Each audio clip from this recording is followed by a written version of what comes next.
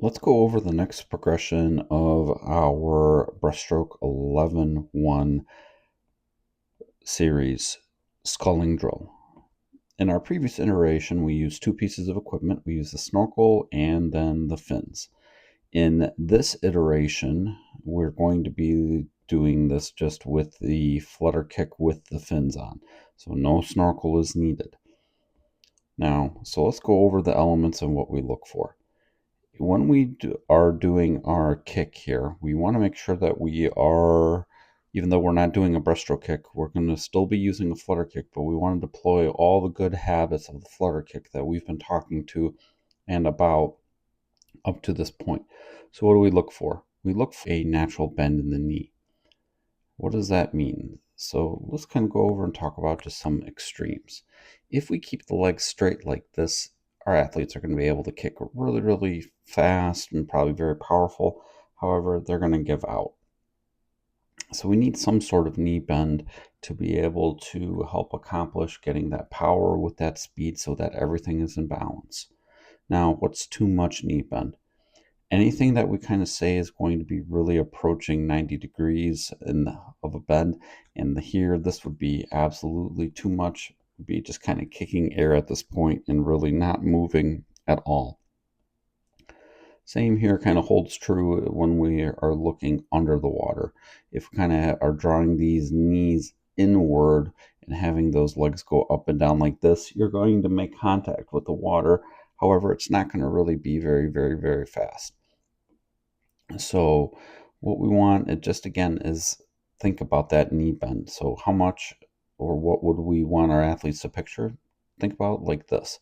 When the foot is in this upward position right here, what we're going to want to do is be able to really think about or have our athlete picture about kicking a ball going downward, and that's got to be a forceful and powerful movement. So the foot is going to end up to a degree being under the body, and then what we want to do is bring it back up so that way we can see these feet here staying up at the surface.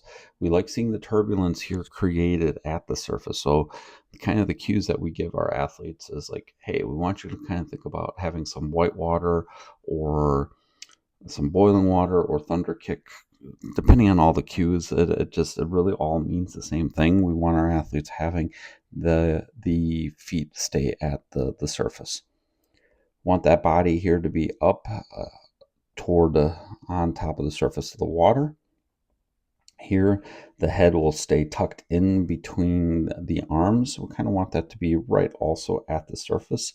When we need to take a breath, we'll talk about that a little bit later when it comes time. And then here it's just with the arms. So all we want to do is just really focus on getting those arms to go out, sweep out, and then when we're ready, what we're going to do is kind of flip those hands and then come back here inward. This is a great sculling drill right here. Beautiful. Now on the outsweep portion, so a couple things we want to think about. Number one, we're only going out to 11 and 1 right there. Want to make sure that the athletes are feeling pressure of the water here along the forearms and the palms or the hands here. And then we want to make sure then just again we flip those palms out and then come back in. Beautiful job right there. With our kick, we only need probably about a light to moderate kick just to kind of help us to keep moving forward and just work that great skull right there. When our athlete is going to need to take a breath, we're just going to lift up the head and then look back down, getting that head back quickly. A little quicker than that would be actually really great. And just get that head back down and just focus on staying up at the surface there. Great job. So we take a look here, so we'll get a good visual for what we look for in the kick. So we see here how both feet are pointed. Great. We'll concentrate here on this foot as it's the one that's going to be going downward. As that's going downward, you kind of see here is just only going back to a little bit where that body line is. We would want to think, have our athlete think about, actually goes, there we go. Actually, you still might be able to get even a little bit deeper than this, but not by much. So we want to be able to have that foot to be a little bit of a level under the body right here, and then get those feet to go back up toward the surface there. So that here we got actually here on this side better view. So kind of see here we're just only a smidge under the body.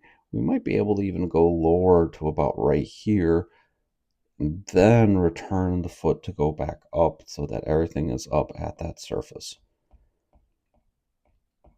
And then as we look at our return view here, we're just going to look for those same elements. So here, really good strong flutter kick behind us. Just again, it can be nice and moderate. You don't need anything too crazy.